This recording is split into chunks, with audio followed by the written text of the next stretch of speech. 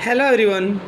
आज हम ICSE board की 9th क्लास के केमिस्ट्री का सेकंड चैप्टर करेंगे, chemical reaction and chemical change.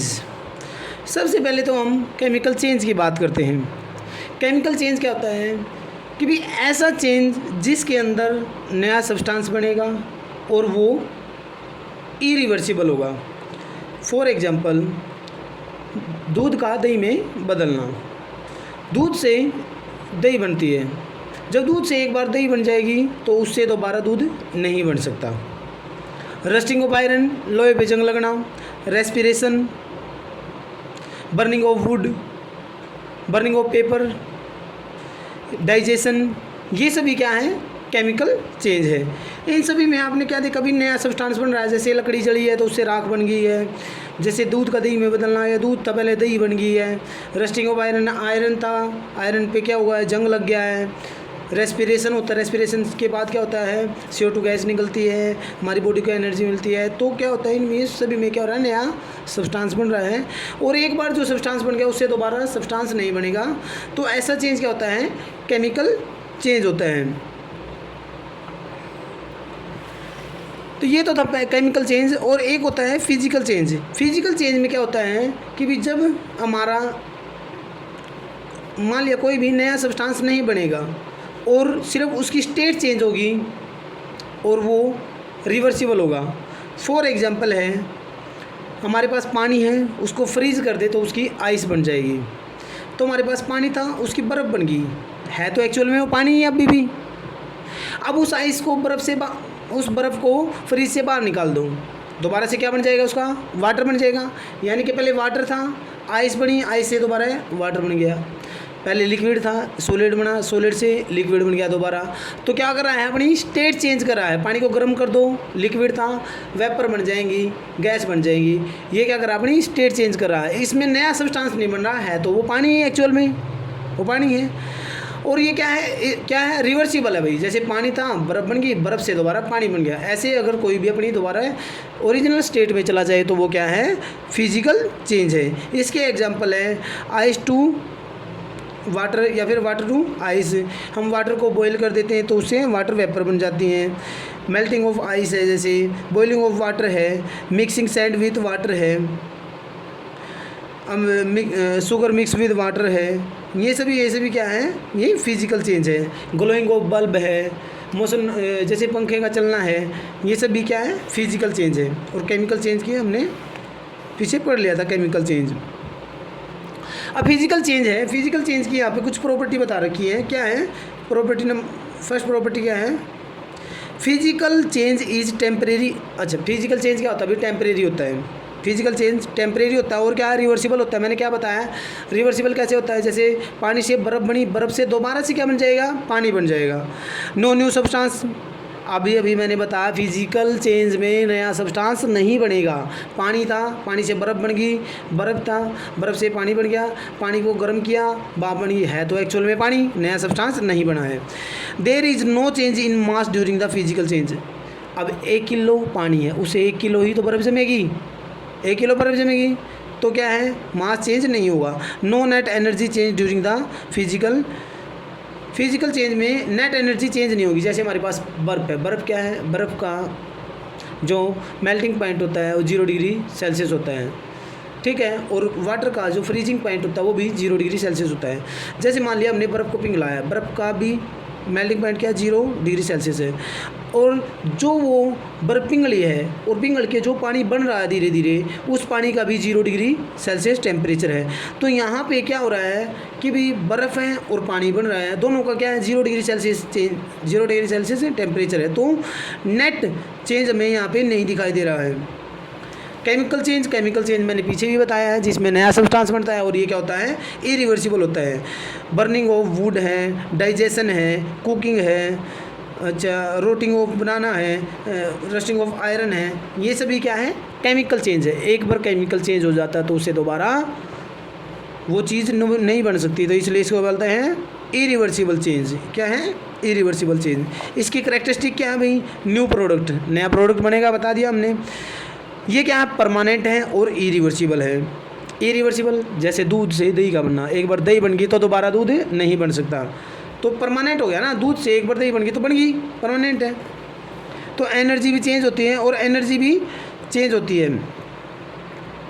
मान लिया किसी, जैसे एनर्जी भी चेंज होगी भी, हम मान लिया रेस्पिरेशन की ही बात करते हैं, हमने खाना खाया, खाना खाते हैं, खाना खाने के बाद क्या हुआ, वो खाना पच गया, उसमें से CO2 गैस निकली, CO2 जब गैस निकलती है तो क्या निकलती है, हीट निकलती है, तो क्या हुआ, एनर्जी चेंज हुई है।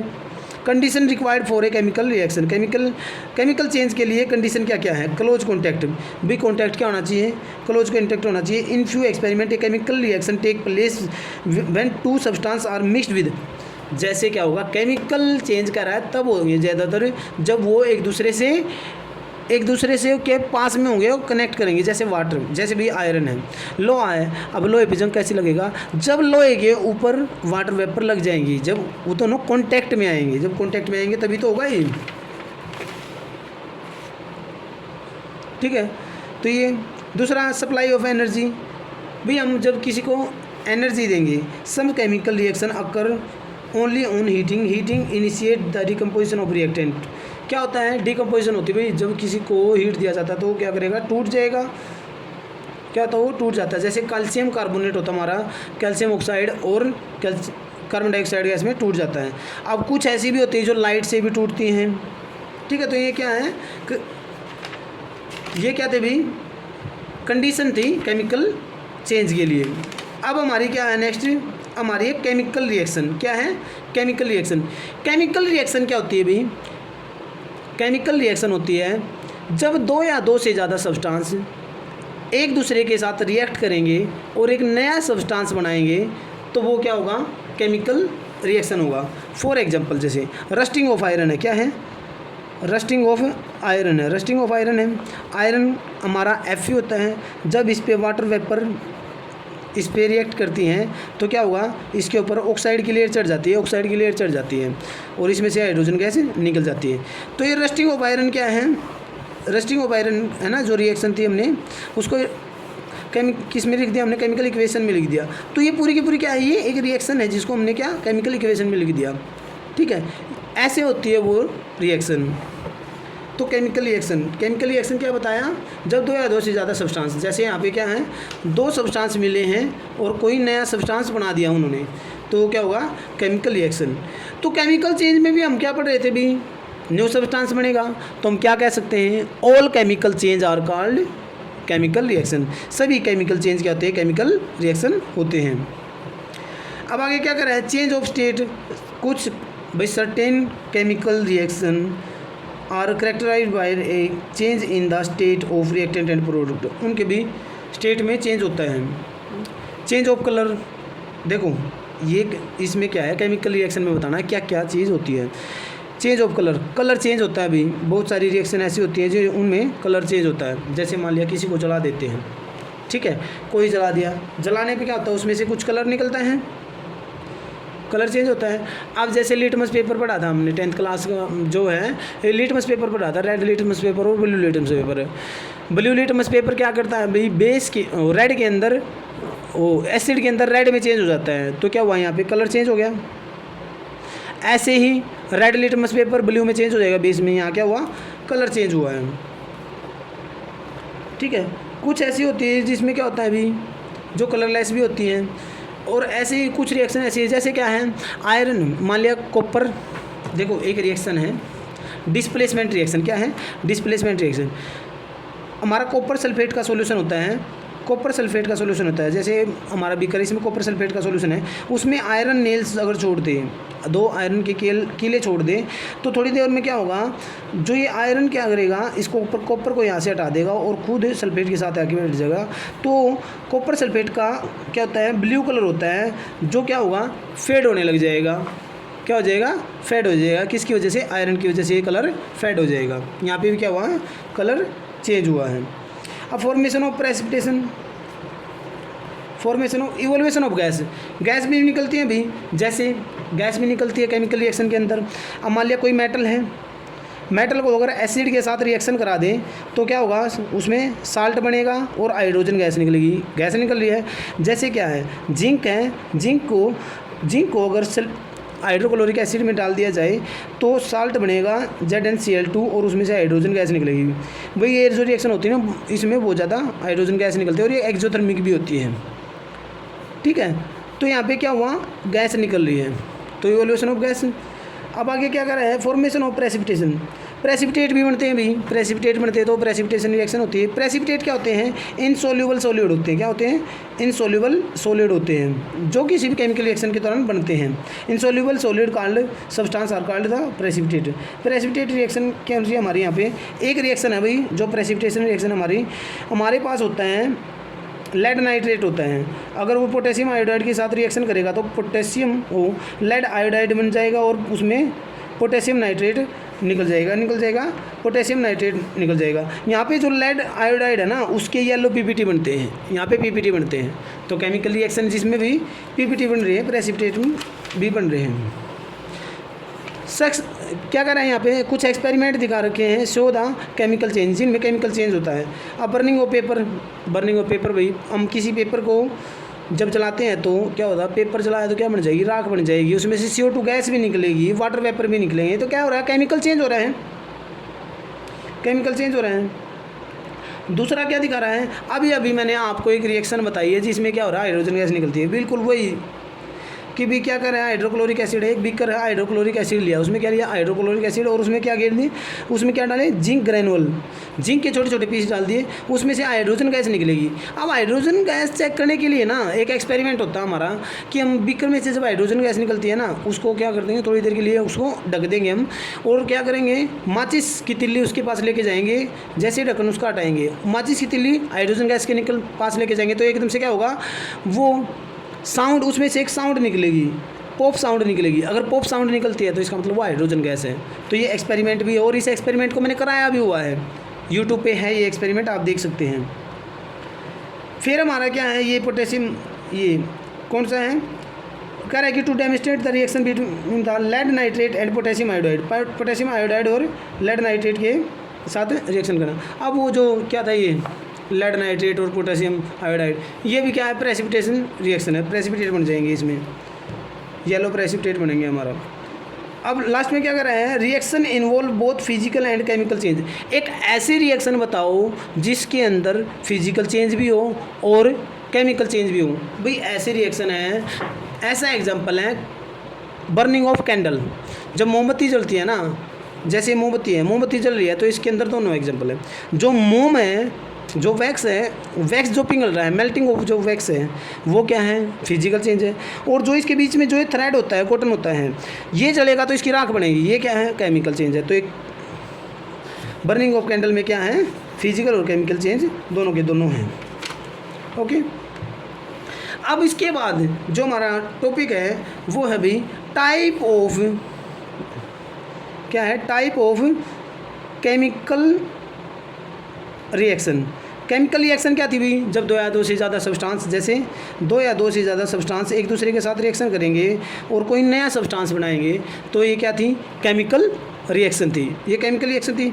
अब जो केमिकल रिएक्शन है हमारी 4 तरह की, कितने तरह की हैं भाई, 4 टाइप की हमारी केमिकल रिएक्शन है। सबसे पहले हमारी है कम्बिनेशन, क्या है, कम्बिनेशन केमिकल रिएक्शन। दूसरी हमारी है डीकम्पोजिशन, क्या है, डीकम्पोजिशन। थर्ड हमारी है डिस्प्लेसमेंट, इसको डिस्प्लेसमेंट भी बोल सकते हैं और इसको सिंगल डिस्प्लेसमेंट भी बोल देते हैं। फोर्थ हमारी है डबल डिस्प्लेसमेंट रिएक्शन, क्या है, double displacement reaction, double displacement reaction. अब इन चारों के चारों रिएक्शन को हम डिटेल से पढ़ते हैं एग्जाम्पल के साथ। सबसे पहली कौन सी हमारी भाई, सबसे पहले आएगी हमारी केमिकल रिएक्शन के अंदर, सबसे पहले हमारी आएगी कम्बिनेशन रिएक्शन। क्या है, कम्बिनेशन रिएक्शन, या इसको डायरेक्ट कम्बिनेशन रिएक्शन भी बोला जाता है। कम्बिनेशन रिएक्शन क्या होगा भाई, देखो कम्बिनेशन रिएक्शन में ना एक चीज़ ध्यान से सुनिए, कम्बिनेशन रिएक्शन में कम्बिनेशन का मतलब कंबाइन, देखो कंबाइन वर्ड है ना, कंबाइन वर्ड, तो यानी कि कम्बिनेशन, जब दो चीज़ कंबाइन होके एक चीज़ बनाएंगे, एक सिंगल प्रोडक्ट बनाएंगे, क्या होगा इसमें, दो चीज़ कंबाइन होगी और क्या बनाएंगी, एक सिंगल यहाँ पे इम्पोर्टेंट बात जो है वो है सिंगल प्रोडक्ट बनेगा। क्या बनेगा हमारा? सिंगल प्रोडक्ट बनेगा। और कंबाइन होने वाली एक से ज़्यादा हो सकती है, दो से ज़्यादा हो सकती है, दो भी हो सकती है, तीन भी हो सकती है, लेकिन हमारा सिंगल प्रोडक्ट बनेगा। व्हेन टू और more substance react with each other to form a single compound. For example है, क्या बनेगा उसमें? हमारा सिंगल कंपाउंड बनेगा। जैसे कैल्शियम ऑक्साइड है, वाटर के साथ रिएक्शन करेगा तो हमारा बनेगा कैल्शियम हाइड्रोक्साइड। क्या बनेगा? कैल्शियम हाइड्रोक्साइड बनेगा। क्या बनेगा भाई? हमारा कैल्शियम हाइड्रोक्साइड बनेगा। ये क्या है? कॉम्बिनेशन रिएक्शन है। दूसरा क्या था? हमारा नाइट्रोजन है, अगर हाइड्रोजन के साथ रिएक्शन करेगा तो हमारी अमोनिया गैस बनेगी। कौन सी गैस बनेगी? अमोनिया गैस बनेगी। ये भी क्या है? ये क्या? कॉम्बिनेशन रिएक्शन है। तो कॉम्बिनेशन रिएक्शन में हमने क्या देखा कि भी दो या दो से ज़्यादा सब्सटेंस मिलके एक सिंगल प्रोडक्ट बना रहे हैं। यहाँ पे सिंगल बनेगा भाई, सिंगल प्रोडक्ट बनेगा। ये हमारी कॉम्बिनेशन रिएक्शन। नंबर 2 है डीकम्पोजिशन। डीकम्पोजिशन है ना, कॉम्बिनेशन की बिल्कुल उल्टी है। कॉम्बिनेशन में क्या हुआ? दो मिलके एक बना। डीकम्पोजिशन में क्या होगा? हमारे पास एक होगा, हमारे पास एक सब्सटेंस होगा जो टूटेगा एक से ज़्यादा में। when a single substance decompose into two or more substance। ठीक है, क्या है? A decomposition reaction is a type of chemical reaction in which a single compound, क्या कर रहा है? एक सिंगल कंपाउंड है, a single compound break down into two और मोर सिंपल सब्सटेंस। अब यही बात हमने की है, एक सिंगल सब्सटेंस होगा जो ब्रेक हो जाएगा, टूट जाएगा दो या दो से ज़्यादा सब्सटेंस में। जैसे इसका एग्जांपल है कैल्शियम कार्बोनेट। हमारे पास अगर कैल्शियम कार्बोनेट को हीट कर दिया जाए तो कैल्शियम ऑक्साइड बनेगा, उसमें से और कार्बन डाइऑक्साइड गैस निकल जाएगी। ठीक है, ये डिकम्पोजिशन रिएक्शन का एग्जाम्पल है। अब डीकम्पोजिशन रिएक्शन हमारी है वो 3 तरह की है। आगे भी डीकम्पोजिशन रिएक्शन 3 तरह की है। अभी तक तो हम क्या देखा था? केमिकल रिएक्शन की टाइप 4 टाइप पड़ी थी। अब इन 4 टाइप के अंदर जो सेकंड टाइप हमारी है डीकम्पोजिशन रिएक्शन है, इसकी 3 टाइप है। पहली जो है वो है thermal decomposition reaction. Thermal decomposition reaction यानी कि हीट। थर्मल का मतलब हीट। ऐसी डीकम्पोजिशन रिएक्शन जिसमें हीट दी जाए, हीट के द्वारा वो टूट रही हो, ये हमारी जो है ये थर्मल डीकम्पोजिशन रिएक्शन ही है बाय हीट। यानी कि जो डीकम्पोजिशन रिएक्शन हीट के द्वारा हो। कैल्शियम कार्बोनेट को जब हीट किया जाए, क्या किया जाए? हीट किया जाए तो कैल्शियम ऑक्साइड और कार्बन डाइऑक्साइड गैस में टूट जाएगी, कार्बन डाइऑक्साइड गैस में टूट जाएगी। तो ये क्या? थर्मल डीकम्पोजिशन रिएक्शन है। सेकेंड हमारी क्या है? फोटोलाइटिक है। क्या है? Photolytic decomposition reaction. फोटोलाइटिक मतलब भी फोटो जहाँ भी वर्ड होगा वहाँ पे लाइट होगी। यहाँ पे सनलाइट होगी। क्या होगी? सनलाइट। बाय सनलाइट पास करा के कोई चीज़ तोड़ी जाए, डिकम्पोज है तो यानी कि सनलाइट पास करके। जब हम सिल्वर ब्रोमाइड या सिल्वर क्लोराइड या सिल्वर ब्रोमाइड किसी का भी एग्जांपल ले लेते हैं, उसमें से अगर सनलाइट पास कराई जाए, अगर सनलाइट की प्रेजेंस में इसको रख दिया जाए तो वो सिल्वर और ब्रोमाइड में टूट जाता है। किस में? सिल्वर और ब्रोमाइड में टूट जाता है। जैसे ये टूटेगा अलग अलग 2AgBr ये, तो क्या ये जब सिल्वर ब्रोमाइड के अंदर से सनलाइट पास कराई जाए यानी कि सनलाइट की प्रेजेंस में इसको रख दिया जाए, वो सिल्वर और ब्रोमाइड में टूट जाएगा। तो 2 यहाँ पे इसको इक्वल करने के लिए 2, ये भी 2। तो सनलाइट की वजह से जो डिकम्पोजिशन रिएक्शन हुई वो क्या है? Photolytic decomposition reaction. थर्ड है हमारी इलेक्ट्रोलाइटिक। क्या है? Electrolytic decomposition reaction. इलेक्ट्रोलाइटिक में क्या होगा भाई? इलेक्ट्रोलाइटिक में होगा बाय इलेक्ट्रिसिटी पास कराने की वजह से, इलेक्ट्रिसिटी पास करा दी। जब कोई डिकम्पोजिशन रिएक्शन होगी तब होगा क्या? इलेक्ट्रोलाइटिक। अब वाटर में से जब हम इलेक्ट्रिसिटी पास कराते हैं, क्या कराते हैं? इलेक्ट्रिसिटी पास कराते हैं तो हाइड्रोजन और ऑक्सीजन में टूट जाता है। ठीक है, ऐसी डिकम्पोजिशन रिएक्शन जो इलेक्ट्रिसिटी पास कराने से होगी वो क्या है? Electrolytic decomposition reaction. अब हमारा थर्ड नंबर है डिस्प्लेसमेंट या फिर सिंगल डिस्प्लेसमेंट रिएक्शन। क्या है? Single displacement reaction. इसमें क्या होगा भाई सिंगल डिस्प्लेसमेंट रिएक्शन को हम ऐसे समझ सकते हैं, मान लिया कोई एक पावरफुल आदमी है, उसको किसी का घर खाली करवाना है और उस घर पे कब्जा करना है, ठीक है, तो क्या करेगा, जाएगा उन सबको धक्का दे के बाहर निकाल देगा और खुद वहाँ पे जाके बैठ जाएगा। इसको बोलते हैं डिस्प्लेस। क्या बोलते हैं? डिस्प्लेसमेंट। तो इसमें भी ऐसा ही है, यहाँ पे हमारे एलिमेंट हो गए मोर रिएक्टिव एलिमेंट होगा। क्या होगा? मोर रिएक्टिव एलिमेंट होगा, जो क्या करेगा, लेस रिएक्टिव एलिमेंट को क्या करेगा, वहाँ से डिस्प्लेस कर देगा। जैसे आयरन है, ठीक है, आयरन जब वाटर के साथ रिएक्शन करेगा तो आयरन क्या मोर रिएक्टिव है, वाटर को यहाँ से हटा देगा तो क्या बन जाएगा, आयरन ऑक्साइड। क्या बन जाएगी? आयरन ऑक्साइड, और हाइड्रोजन गैस निकल जाएगी। ये डिस्प्लेसमेंट रिएक्शन है। When a more reactive element displace और kick out the less reactive element, ठीक है, तो क्या हो गया, डिस्प्लेसमेंट रिएक्शन होगा। जैसे क्या था, जिंक प्लस हाइड्रोक्लोरिक एसिड, यहाँ पे जिंक ज़्यादा रिएक्टिव है, हाइड्रोजन को यहाँ से हटा देगा तो जिंक क्लोराइड बनेगा और हाइड्रोजन गैस इसमें से निकल जाएगी। तो ये डिस्प्लेसमेंट रिएक्शन है। When a more reactive element displace the less reactive element is called displacement reaction. अब लास्ट हमारा क्या है, डबल डिस्प्लेसमेंट रिएक्शन। क्या है? Double displacement reaction. Double displacement में क्या हुआ, यहाँ पे सिंगल डिस्प्लेस हुआ है और डबल डिस्प्लेस होगा। हम डबल डिस्प्लेस को लिखने की बजाय हम क्या बोल देते हैं, डबल डिस्प्लेसमेंट रिएक्शन में एक्सचेंज ऑफ आयन, हम बोल देते हैं कि भाई एक्सचेंज ऑफ आयन हुआ है। क्या हुआ हमारा? एक्सचेंज ऑफ आयन रेट बनेगा जाएंगे।